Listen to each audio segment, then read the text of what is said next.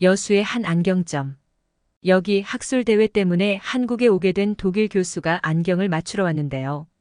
안경사는 완성된 안경을 독일 교수에게 건네며 써보라고 합니다. 하지만 그가 건넨 안경을 본 독일 교수는 어쩐지 석연치 않은 표정입니다. 그리고 안경사에게 언짢은 목소리로 한마디를 하는데요. 그의 말을 들은 한국 안경사는 당황해서 어쩔 줄 몰라 합니다. 과연 독일 교수와 안경사에게는 어떤 일이 있었던 것일까요? 함께 알아보겠습니다. 안녕하세요. 저는 독일 베를린에서 대학 교수로 일하고 있는 토마스 크라우스라고 합니다. 저는 얼마 전 여수의 컨벤션 센터에서 열리는 고분자 기술 학술 대회에 참석하기 위해 한국에 다녀왔는데요. 한국을 방문한 적이 없는 건 아니지만 서울과 부산 같은 큰 도시만 다녀왔을 뿐 여수 같은 중소도시는 처음이었습니다. 여수에 처음 와서 놀란 건 생각보다 인프라가 잘 되어 있다는 것입니다. 한국인들은 독일이나 미국 같은 유럽이나 북미 쪽이 더 발달되고 세련된 줄 아는 사람이 많지만 대부분 선진국들도 대도시가 아닌 중소도시로 내려가면 시골이 아닌가 의심갈 정도로 낙후되어 있거나 치안이 안 좋아지는 경우가 많습니다. 저희 독일은 치안이 괜찮은 나라라서 중소도시들의 치안이 심각하게 나쁘진 않지만 공공시설들이 형편없는 경우가 많으면 생활 편의시설이 너무 먼 경우가 많았습니다. 마트 하나를 찾으려고 해도 차를 타고 30분 이상 가야 할 때도 많았죠. 그런데 여수는 중소도시임에도 불구하고 웬만한 인프라를 갖춘 도시였습니다. 학술대회 전날 여수에 사는 한국인 친구를 만났는데요. 독일 유학생이었던 한국인 친구는 독일 회사에서 일하다가 한국 기업의 스카우트를 받아 여수국 가산업단지에 있는 대기업에 재직 중이었습니다. 친구의 집에서 함께 저녁 식사를 하고 산책하는데 깜짝 놀랐습니다. 중소도시의 주거지역 근처인데도 바로 옆에 편의점이나 식당이 있었거든요. 저는 처음에 친구가 사는 곳이 유독 인프라가 좋은 지역이어서 그런가 싶었습니다. 친구는 석유화학 대기업에 재직하며 높은 연봉을 받고 일하는 셀러리맨이라 좋은 아파트에 살고 있었거든요. 그러나 친구는 제 말에 웃으며 편의점은 어딜 가나 있는데 무슨 좋은 아파트 살아서 그러냐고 했습니다. 그리고 자기가 사는 아파트는 여수에서 좋은 축에 들지도 않는다고 했습니다. 그냥 평범한 아파트라고 했어요. 자기나 부인이나 검소한 편이라 굳이 집에 많은 욕심을 내지 않는다고 했습니다. 그럼 어떤 아파트가 좋은 아파트냐고 물어봤더니 웅천동에 있는 아파트들이 부자들이 많이 산다면서 한 아파트 영상을 보여주더군요. 집 내부에는 이태리 수입 자재와 대리석을 사용하고 시설로는 수영장, 온천, 사우나, 입주민 카페와 공원 등 커뮤니티 시설이 마련되어 있었습니다. 심지어 이 아파트는 오션뷰라서 요트도 정박 가능하다는 말에 큰 쇼크를 받았습니다. 베를린에 있는 고급 아파트에도 이 정도 시설을 갖춘 아파트는 찾아보기 힘들었는데 중소도시에 이렇게 좋은 아파트가 있다는 게 놀라웠습니다. 또 하나 경악했던 점은 버스였습니다. 일반적으로 다른 나라 중소도시들의 교통 시스템은 썩 그렇게 좋지 않았습니다. 예전에 스위스의 중소도시에서 열린 학회에 참석한 적 있는데 우연히 다른 곳에 갈 일이 있었습니다. 멀지 않은 거리라 대중교통을 이용하려고 했는데 30분 동안 버스도 안 오는 데다가 언제 올지 알 수도 없어서 어쩔 수 없이 택시를 잡았습니다. 택시 잡는 것도 10분 넘게 걸렸던 게 중소도시라 그런지 우버 같은 택시 앱으로는 잘 안 잡혔습니다. 반면에 여수는 버스 정류장에 BIS 단말기가 설치되어 있어서 실시간 교통 정보를 확인할 수 있었습니다. 앱으로도 다운받으면 확인할 수 있고 심지어 지금 있는 버스 정류장이 아니어도 다른 버스 정류장의 버스 도착 시간까지 알 수 있다는 것에 깜짝 놀랐습니다. 한국 자체가 웬만한 곳들은 교통관제 시스템이나 편의시설이 잘 되어 있는 편인 듯 했어요. 이뿐만 아니라 활기찬 분위기 또한 무척 매력적이었습니다. 출장이나 학회 등을 다니다 보면 미국 같은 나라들은 화려한 대도시들도 몇 블록만 건너가면 갑자기 슬럼가가 나오거나 텅 비어있는 거리가 나오고 북유럽 쪽은 슬럼가는 많이 없으나 저녁 7시만 되어도 닫는 가게가 많습니다.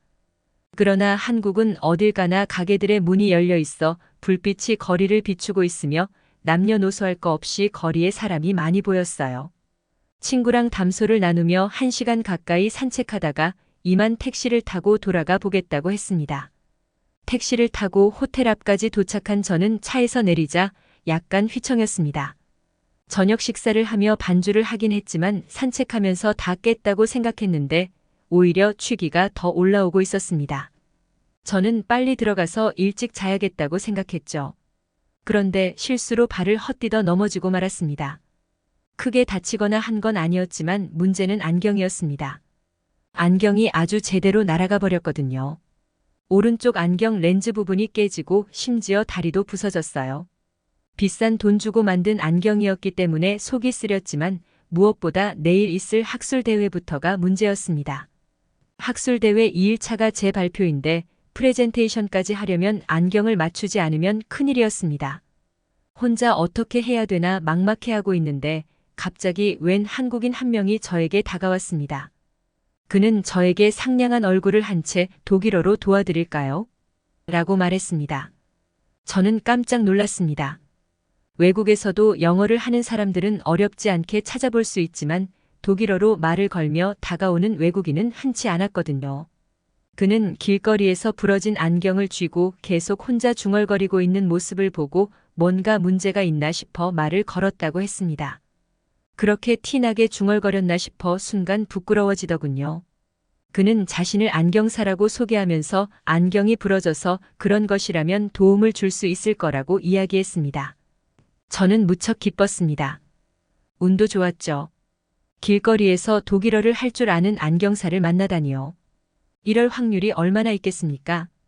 그는 저를 데리고 근처 안경점을 데리고 갔습니다. 다시 문을 열고 불을 켜는데 무척 미안한 기분이 들었습니다.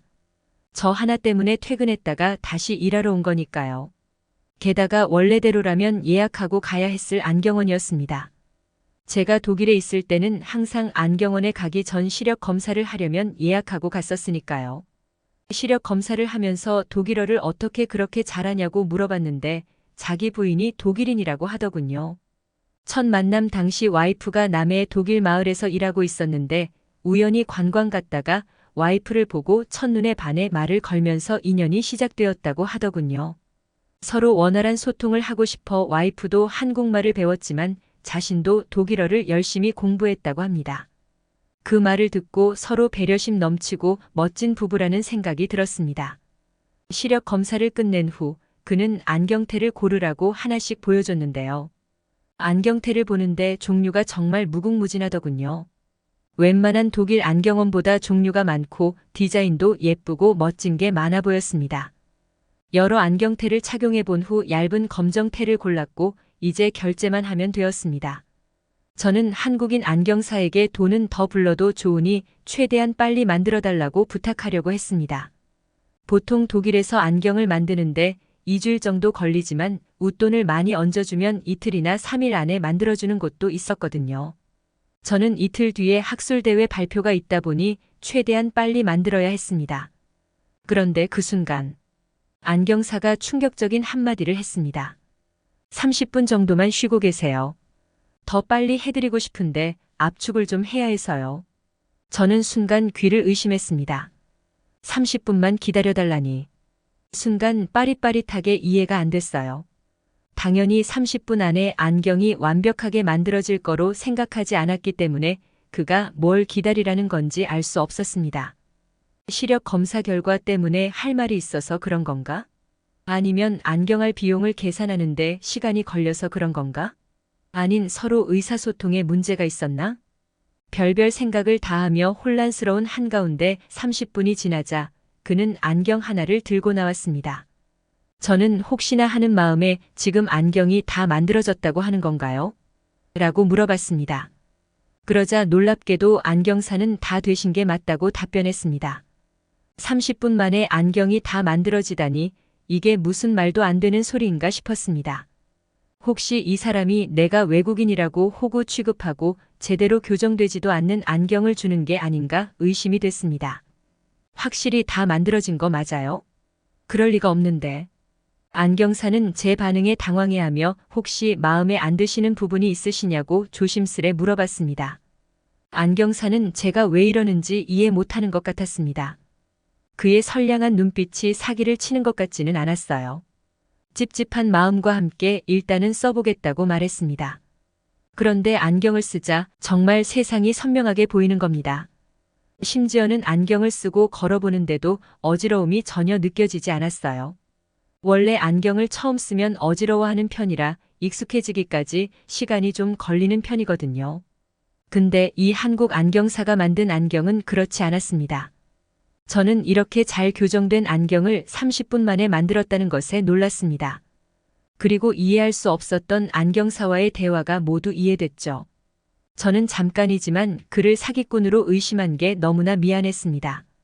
정말 놀라운 건 그렇게 빠르고 완벽하게 만들어진 안경의 가격이 겨우 12만 원이었던 겁니다. 독일에서는 괜찮은 안경을 맞추려면 몇십만이 필요하거든요.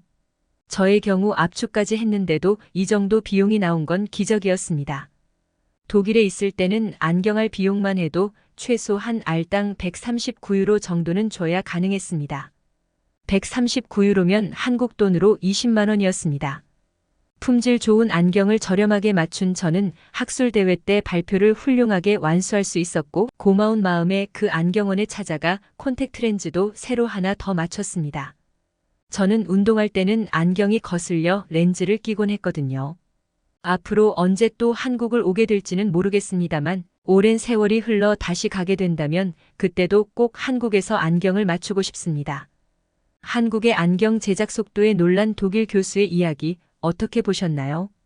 저희 클립 뉴스는 언제나 재밌고 감동적인 사연을 기다리고 있으니 제보 부탁드립니다.